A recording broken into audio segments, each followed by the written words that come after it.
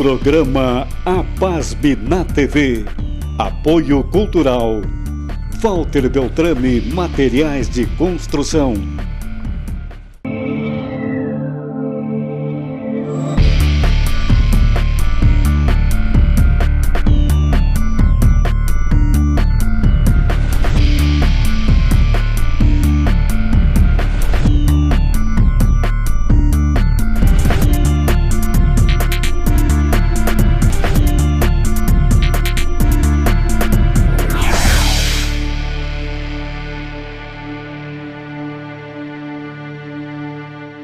Olá, Santa Maria e região! Estamos iniciando o nosso programa APASM na TV, o programa da Associação dos Profissionais de Administração de Santa Maria, aqui na nossa TV Santa Maria, o canal da nossa comunidade. E como você sabe, nosso programa conta sempre com o apoio de Walter Beltrame. Este é o nome em materiais de construção. Você quer saber mais sobre o trabalho da APASM? Inclusive a participação da entidade nos principais conselhos municipais de Santa Maria e região, acesse o site da associação www.apasmrs.org ou os perfis da associação nas redes sociais no @apasmeoficial. E a APASM, lembra, ela é a única entidade da região, juntamente com o Conselho Regional de Administração, que trabalha pela valorização dos profissionais de administração em Santa Maria e em nossa região central do Rio Grande do Sul. Você que é profissional da administração, associe-se, venha fazer parte da APASM em Santa Maria. E hoje nosso programa vai falar um pouco sobre o contexto atual, político, econômico, social e até mesmo ambiental. E para falar sobre esse assunto, estamos recebendo em nosso estúdio a presença dele, que é administrador, também foi professor universitário da nossa Universidade Federal de Santa Maria, também ex-secretário adjunto da Fazenda do Estado, ex-secretário na gestão do governo do prefeito Schirmer em Santa Maria, ex-secretário de Finanças e também ex-secretário de Meio Ambiente de Santa Maria, professor Antônio Carlos Lemos. Obrigado pela sua presença em nosso estúdio. Uma satisfação muito grande poder recebê-lo, só que já veio em outras vezes aqui, mas sempre estamos aguardando, porque certamente a sua contribuição, sua opinião, movimenta e justamente traz a expectativa de nossa audiência. Obrigado, professor, pela sua presença. Bom, um abraço, Rodrigo. A alegria é minha sempre, né? Porque afinal de contas, tu também és um desbravador da nossa profissão. Nossa. E esse espaço que tu criaste é um espaço que vem ao encontro das nossas expectativas. E a gente agradece, porque essa inspiração que a APASM tem, que a nossa entidade tem precursores, pioneiros, e com certeza você já está nessa história desse pioneirismo da administração, professor. É uma satisfação. E tem seguidores, né? Porque se não tivesse seguidores, com certeza os precursores estariam mortos. Sim, pode ter certeza que eu pretendo ser sempre um seguidor dos ideais de vocês. Pode ter certeza que são nossos. Essa ideologia que vocês pregaram tem gente que acredita, tá, professor? Então, a gente falando um pouco do contexto atual, da política, cenários de investigação sobre corrupção, reformas, a necessidade de reformas, governo apresentando pautas de reformas, tanto previdenciária, trabalhista, até mesmo futuramente se discutindo a reforma tributária. Professor, na sua opinião, o Brasil precisa mesmo de tantas reformas, do jeito que estão sendo propostas atualmente pelo governo federal, principalmente em nível federal? O governo está mesmo num desequilíbrio em todos os sentidos, tanto em nível trabalhista para os empresários, nível previdenciário, em nível também da PEC do teto dos gastos. Como é que está hoje essa situação? Rodrigo, eu acredito que o país hoje, antes de se falar em reforma, estas que estão aí para serem discutidas e votadas, inclusive, nós temos que fazer uma reforma muito grande de comportamental. Esta é que é a exigida hoje em nosso país. Nós temos uma ausência muito grande de credibilidade. Ausência. E sem credibilidade nós sabemos, nós estudamos isso, nós exercitamos isso e sabemos que sem credibilidade nós não chegamos a lugar nenhum. Então essas propostas que aí estão, dessas reformas, eu acredito que elas já deveriam ter existido há muito mais tempo. Acontece que desde a Constituição de 1988, muitas dessas propostas que aí estão e estão sendo exercitadas, elas precisavam muito de condições de regulamentações. E a Constituição de 88, que ela foi uma Constituição cidadã, Rodrigo, ela nunca recebeu as regulamentações necessárias que seriam suficientes num primeiro momento para que fosse ao encontro dessas expectativas que todos nós estamos hoje a exigir para o país. Muito genérica, né, professor? Exatamente. Então eu vejo assim as dificuldades muito grandes. Quando se faz reforma, é para se buscar alcançar alguma coisa que hoje não está tendo algum resultado. Então, eu acredito que resolutividade está sendo muito pouca hoje em dia. E aí é o seguinte, nós acreditamos em quem, né, Rodrigo? Em quem que nós estamos acreditando? E não a política está mostrando já um descrédito há muito tempo. A política generalizada, até a política administrativa, a política executiva, a política judiciária, a política legislativa. Quer dizer, tudo o que nós pensamos que poderia determinar um comportamento, hoje nós temos carência. Nós, a partir do momento que nós deixamos de acreditar, nós puxamos o freio de mão, nós recuamos e deixamos de contribuir, porque falta exatamente, Rodrigo, é uma contribuição da sociedade para que essas coisas passem a acontecer. Eu sou bem sincero em te dizer, e a todos aqueles que estão nos vendo, que hoje nós estamos na perplexidade. Nós somos cidadãos e cidadãs, estamos sendo como espectadores perplexos com tudo que está acontecendo. Isso. Tanto é verdade que estas operações que aí está levada a efeito pela polícia e pelo judiciário, elas têm sequência.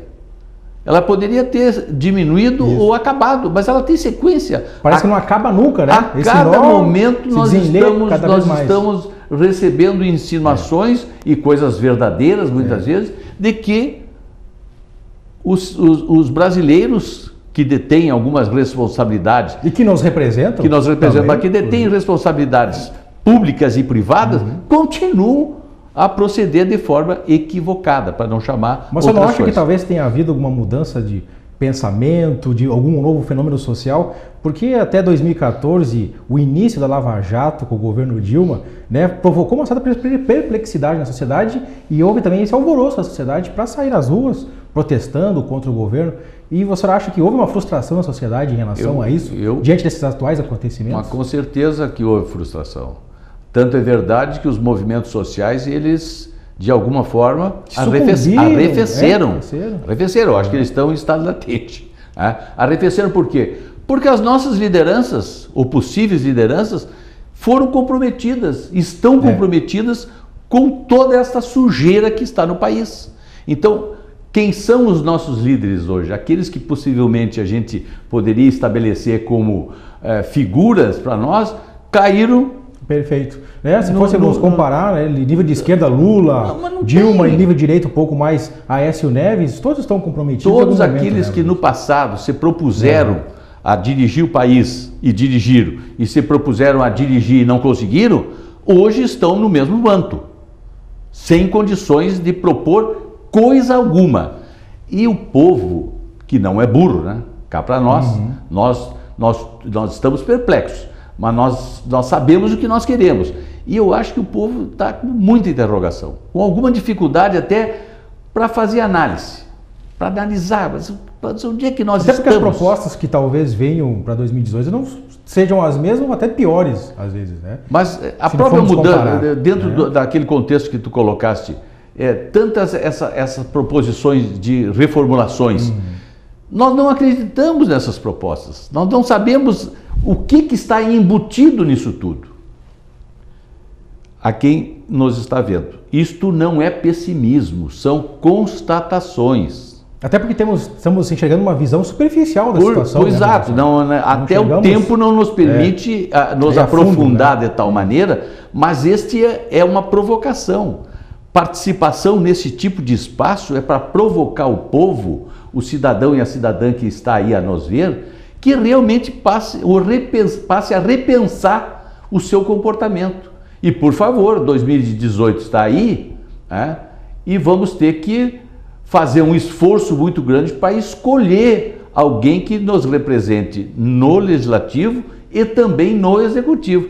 Vai estar muito difícil. E eu espero que a gente possa ter, não salvador da pátria, ô Rodrigo, não salvador da pátria, mas alguém que possa nos proporcionar situações diferenciadas. E que conheça também que é a sociedade, porque talvez seja um incentivo, professor, até para o cidadão comum que tem medo da política, que às vezes está, por isso, alienado à política, por todo esse medo, esse constrangimento que se vê, que ele também participe, né? Que ele também saia do seio da sua sociedade, a organização civil ali, também participe, ajude a colaborar também com a política. Ele tem que sair, seja uma proposta, uma alternativa. Da situação cômoda. Sim. Daquela situação de comodismo que nós vivemos. E de espectador apenas, mas ele não está encontrando um caminho. Até porque muitas vezes, professor, talvez a dificuldade do cidadão é que ele tem que se vincular a algum partido, né? E no momento que se vincula a algum partido, ele é taxado muitas vezes por mas hoje os partidos políticos, muitas vezes, hoje os partidos políticos no Brasil, quem foi partidário ou quem é partidário, lamenta hoje tudo isso que está acontecendo. Realmente. Porque não adianta dizer, lá em Brasília é diferente. Não, nós estamos num partido político que cometeu desenganos e que precisa defenestrar essa gente. Está difícil. Está difícil, né, professor? Nós estamos poucos aqui que podemos modificar o quadro referencial disso tudo.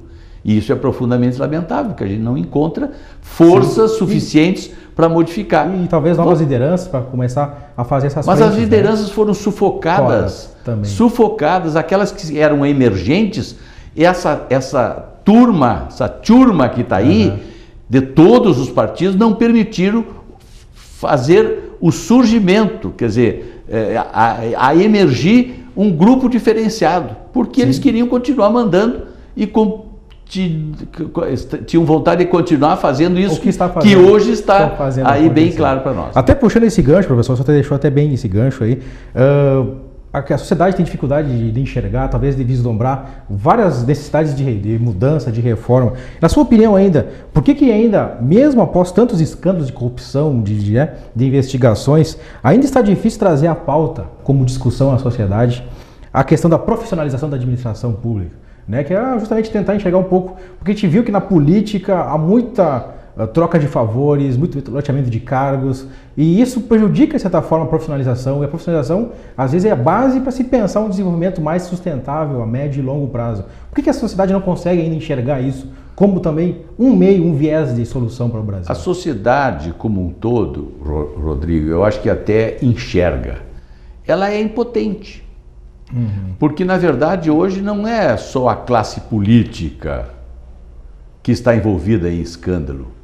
A sociedade civil, aquela dita organizada também entrou nesse viés. Recebeu benefícios em algum momento? Pois as benesses que vieram, as situações positivas, a amizade com as figuras da República, que convênios, contratos, que deram, em um momento ou outro. Tudo isso passou a acontecer e ser uma realidade. Então, não é questão que a gente, com tudo que está acontecendo, a gente não tenha condições de dizer, mas como é que vai mudar?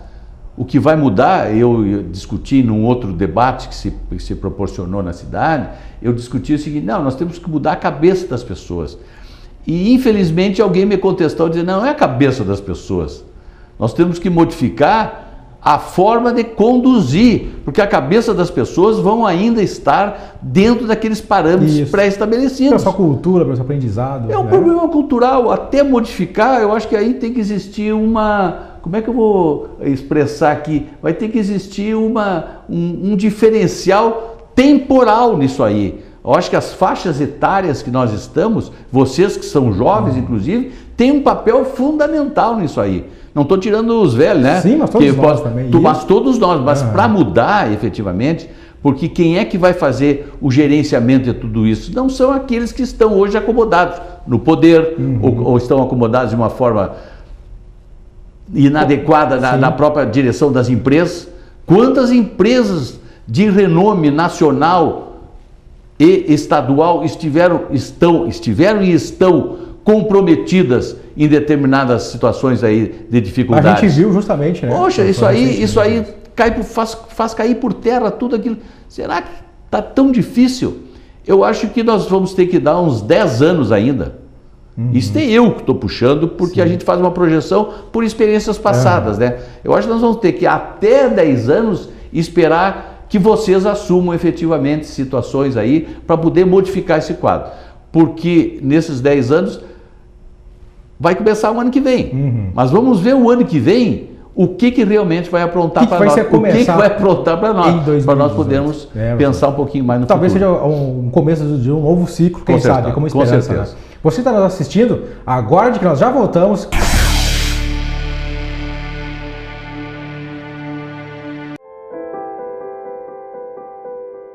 Na vida, você tem muitas escolhas.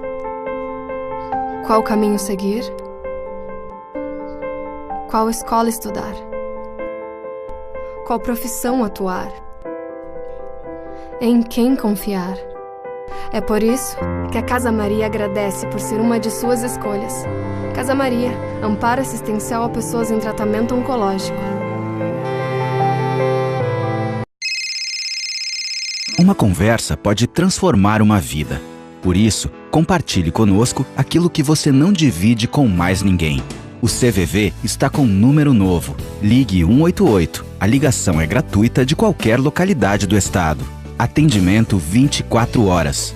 Disque 188 e converse com um de nossos voluntários. CVV, Centro de Valorização da Vida. A linha que faz você seguir em frente. Estamos de volta com o nosso programa APASME na TV, o programa da Associação dos Profissionais de Administração de Santa Maria, aqui na nossa TV Santa Maria, o canal da nossa comunidade. E como você sabe, nosso programa conta sempre com o apoio de Walter Beltrame. Este é o nome em materiais de construção. Desde o primeiro bloco estamos falando um pouco sobre o contexto político, econômico, social e até mesmo, que vamos entrar agora no segundo bloco, na questão ambiental. Falando sobre esses assuntos, está aqui conosco desde o primeiro bloco o professor Antônio Carlos Lemos, ele que foi professor da Universidade Federal de Santa Maria, é administrador, foi professor, também exerceu cargos de gestão na administração pública estadual, né, no governo do estado e também governo municipal, com ele agora, recentemente, na última gestão do prefeito Schirmer, que atualmente é secretário estadual de Segurança Pública. Professor, ainda nessa questão do Estado, né, analisando um pouco agora no nível mais estadual, saindo um pouco da esfera federal, o governo Sartori, a gente percebeu que se elegeu em 2014 sem grandes promessas, né, fazer um governo simples, uma gestão simples de equilíbrio, até mesmo de austeridade, né, e começou em 2014 com um certo apoio do Legislativo. E a gente percebeu que ao longo desses últimos 3 anos aí, houve um desgaste do governo em relação ao Poder Legislativo, que é essencial para se aprovar matérias de mudança, de reforma para o Estado. O senhor acredita que ainda o governo, para 2018, ainda tem força para promover algumas mudanças necessárias, como é o caso de algumas privatizações que o próprio governo federal exige do governo do Estado? Tem relação amigável entre esses dois poderes para poder melhorar o Estado para o ano que vem? Rodrigo, esse é um tema bem difícil, né? Porque, na verdade, todo governo que entra, no caso específico do governo Sartori, ele veio e ganhou a eleição proposto a modificar rumos, né? Essa é uma situação muito difícil em termos nacionais e em termos estaduais, né? Porque a partir do momento que tu estabelece algumas modificações, quer dizer, modificações no sentido de ir ao encontro do futuro, tu mexe com o presente. Mas o presente é o passado, né? Então, na verdade, tu iniciaste e ele foi vencedor com o slogan Todos pelo Rio Grande, na verdade ele estava propondo que o Rio Grande do Sul se abraçasse, que é muito difícil. Nós vivemos na grenalização, né, Rodrigo? Entre Grêmio Internacional. Quer dizer, se é na base da brincadeira, tudo bem, mas gerir ou fazer a gestão de um estado que nem o Rio Grande do Sul, que já foi celeiro do país e que hoje tem dificuldades para tudo, tem algumas vitórias, mas eu acho que nessa relação que tu pretendes colocar aí para a gente trocar ideias, a relação entre o Poder Legislativo e o Poder Executivo, há muitos interesses. Se até então, até um tempo atrás, se tinha uma base no Poder Legislativo do Rio Grande do Sul que permitia as modificações que o governo Sartori propunha, começaram a deixar de Então, existir. os próprios aliados, né, cederam algumas corporações, cederam algumas pressões. Deixar de existir, exatamente isso que tu colocas. Por quê? Porque também os partidos políticos, eles vivem de algumas proposições, de alguns aplausos principalmente, às tomadas de posições das corporações. E todo mundo vive em termos de corporação. Veja só a última situação do CEPERS, né? Quem é que admitiria e admite, qualquer um de nós que somos funcionários públicos, admitiria não receber salário? Isso tem um fim. Agora, puxa vida, não se paga salário porque não se quer? Agora, como é que tu vai expor isso aí perante a opinião pública? Não se conseguiu. A única coisa que o governo Sartori disse é que não tinha dinheiro em caixa. Agora, tu achas, e os deputados acham que isso aí é explicação? Não, não é explicação, não. Até porque o governo Sartori tentou inicialmente, no seu mandato, fez algumas caravanas no interior do estado, abrindo as contas em audiências públicas. Mas aí entra o problema da falta de companheirismo nisso tudo. Porque se, na verdade, o governo do estado, o executivo, se propõe a fazer modificações e acabar com determinadas situações que são de interesses segmentados, né? Isso vale para o legislativo e vale para o judiciário. Tem que valer para todos. E a gente viu que não foi. Por exemplo, a escassez de dinheiro. Por que não passou os duodécimos? Aquilo ali era em cima do repasse aos poderes legislativo e judiciário, em cima da receita corrente líquida. Se não tinha dinheiro, tem que passar aquilo que tem. Porque o tesouro é um só, né, professor? A fonte é uma só, Rodrigo. Então, a partir daí começou a realmente outras situações serem deixadas de lado e já não houve esta relação de entendimento entre os dois poderes. Porque talvez o executivo tenha forçado que o judiciário e o legislativo também fizessem a sua parte. E eles não fizeram, pelo que se parece. Mas então, forçar, se forçasse, não sei se... Não estou te contestando o que tu colocasse nessas palavras. Mas se realmente ele poderia tomar uma medida séria, que não tomou, é de não fazer o repasse. Ou o repasse dentro, porque não é possível no Rio Grande do Sul tu ter o quadro funcional do executivo penalizado e o quadro funcional do legislativo e do judiciário sem problema nenhum. Eu não encontro explicação disso aí. Mas vão dizer, não, mas existe orçamento próprio. Negativo, não existe orçamento próprio. Você está falando quem foi da área. Não, mas existe orçamento pré-determinado para fazer funcionar na estrutura do legislativo, do executivo e do judiciário. Para fazer funcionar dentro daquilo que a gente conhece orçamentariamente. Agora, se não tem dinheiro para o executivo, não tem que ter dinheiro para o legislativo. É bem simplista o que eu estou dizendo, mas eu quero que o pessoal que está nos vendo, que entenda que é a verdade verdadeira. E aí começou a rota de colisão, porque os partidos apoiam até o momento, no caso do executivo, até o momento que eles não vão ser prejudicados politicamente. Né? Então, tem gente já antevendo 2018 e começou em 2016, final de 2016. Então, tu não consegue trabalhar. Nós temos eleições nesse período, né? Que são os municipais, que às vezes apoiam os políticos para a prefeitura, influenciam os deputados. Né? Lembraste. Né? E a questão também alguns deputados em entrevista, até recentemente no Zero Hora e Correio do Povo, que fez matérias específicas, até esses dois jornais fizeram, e alguns deputados que pregam que o governo passa por uma certa desídia fiscal, né, que é uma certa preguiça de cobrar certos tributos de algumas corporações, de algumas empresas, de algumas entidades, para não justamente ter desgaste político. O senhor acha que isso pesa tanto no orçamento, só que foi ter na área da pasta da Fazenda? Isso existe realmente, essa tal de desídia? Mas quem é o bom pagador? Quem é o bom pagador? O bom pagador é o pequeno contribuinte. Este paga porque tem vergonha. Agora, se tu fores levantar no Estado e nos municípios quem são os grandes devedores, que estão em dívida ativa, e cobrança judicial e coisa que eu valha, não são os pequenos empreendedores. E é isso que às vezes que a própria União prega, que os estados têm essa desídia, essa preguiça fiscal, que acaba justamente mais fácil passar o chapéu em Brasília do que cobrar seu cidadão na região. É que nunca, por obrigação legal, não se diz quem é devedor. Não se diz quem é devedor. Sim. Porque aí teria que se criar vergonha na cara para se saber que aqueles que, sob a égide de grandes figuras, né, são aqueles que criam os maiores embaraços administrativos nos municípios, no Estado e na Federação. E na Federação ou na União, né? Tanto é verdade agora.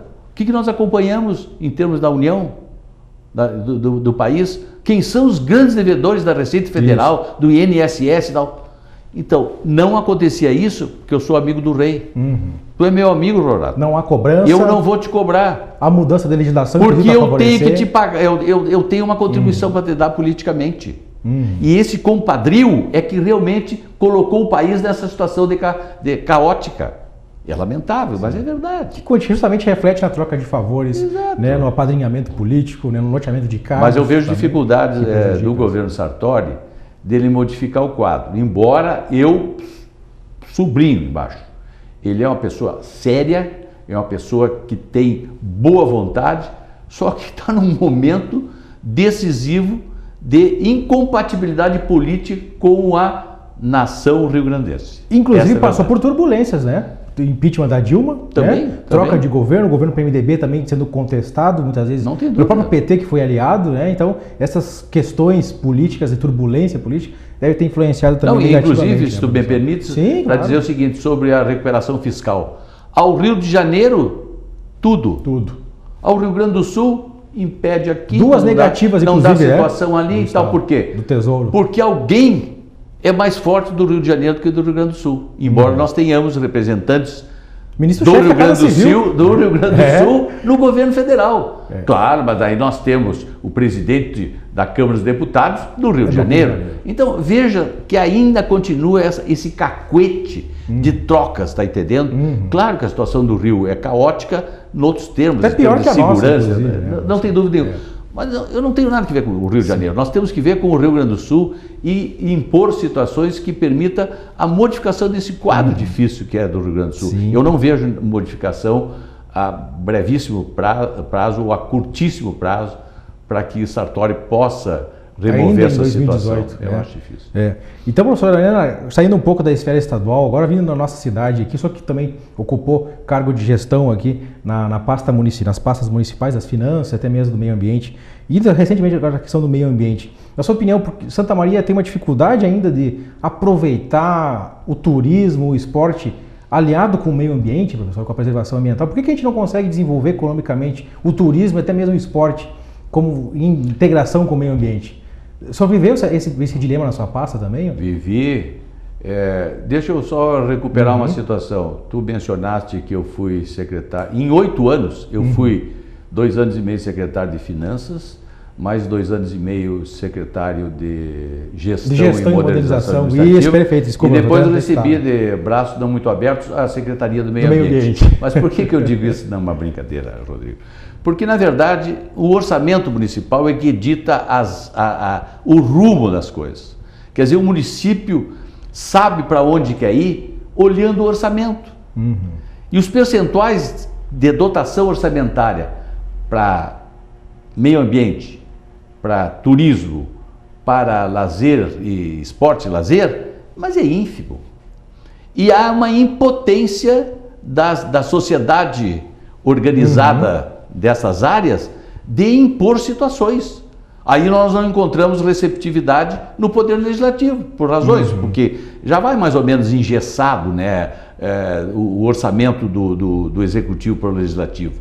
Já vai em tempo que não dá para discutir muito, já vai em tempo que não existe uma possibilidade de colocar nas diferentes segmentos populacionais uma discussão mais ampla de modificação. Então, isto realmente impede realmente de se fazer um gerenciamento melhor destas áreas que tu mencionaste, que são extremamente importantes. Essa integração entre elas. E elas poderiam estar perfeitamente integradas, porque aí nós iríamos dar sustentabilidade a Santa Maria, a esta região. Esta região é belíssima, nós poderíamos, em termos de turismo principalmente, nós poderíamos abraçá-la, não com liderança, quem sabe, de Santa Maria, porque aqui vai muitas vaidades, né? O pequeno município também tem as suas lideranças importantes. Encontrar um ente que seja o gestor disso tudo é o impeditivo para que nós tenhamos o melhor gerenciamento dessas áreas. Eu quero acreditar, teve um tempo, antes até do governo Schirmer, que a própria universidade, na época que eu estava na pró-reitoria de extensão, nós tentamos fazer a trajetória gastronômica, Rota turística a rota turística e gastronômica, com a supervisão técnica da Universidade Federal de Santa Maria. Nós encontramos dificuldades dos empreendedores. Então há uma necessidade. Essas picuinhas ainda, né, muitas situaçõezinhas assim difíceis e tal e coisa. Muitos acertaram, muitos vieram ao encontro, mas ainda nós precisamos ter uma grande liderança, porque nisso tudo, Rodrigo, nós precisamos ter uma figura que seja o líder regional. Nem que seja, professor, uma entidade. Pode ser ou de até Faxinal, mesmo um pode ser de Polese, pode ser de Restinga, pode ser de Santa Maria. Um consórcio ou em si, pode ser alguma união, coisa que realmente permita que se leve adiante. Essa integração. O crescimento integrado é que vai permitir o desenvolvimento integrado daquilo que nós queremos. E é justamente isso, professor, essa mensagem final, professor, é justamente de integração, de crescimento integrado, né, de superar essas vaidades que às vezes existem em cidades interioranas, né, tanto no lado dos empreendedores como no lado dos políticos, que fica aqui a mensagem do final do nosso programa, professor. É isso que a gente gostaria de deixar, de saber que certamente a tua contribuição é valiosa nesse sentido, de justamente trazer essa palavra, que pensamos em nos integrar, né, superar nossas diferenças, para que o desenvolvimento econômico, político, social e até mesmo em harmonia com o meio ambiente possa servir, seguir os nossos caminhos e servir de base para o nosso desenvolvimento. Professor Lemos, obrigado pela sua presença em nosso estúdio, sempre uma satisfação recebê-lo, e como esse tema é amplo aí, certamente novos programas virão e certamente outros convites também virão. Obrigado pela sua presença, professor, e você que está nos assistindo em casa, obrigado pela sua audiência e até o nosso próximo encontro.